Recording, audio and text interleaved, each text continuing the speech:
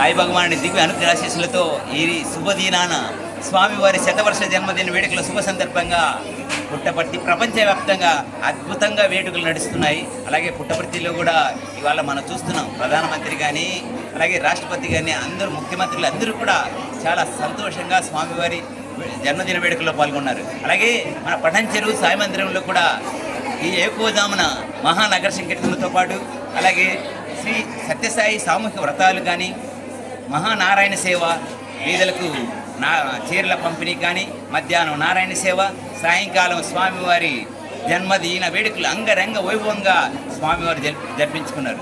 పాల్గొన్న అందరికీ స్వామివారి దివ్య నిండు అనుగ్రహాలు చల్లగా మెండుగా ఉండాలని మనస్ఫూర్తిగా కోరుకుంటూ హృదయపూర్వక సాయిరాం.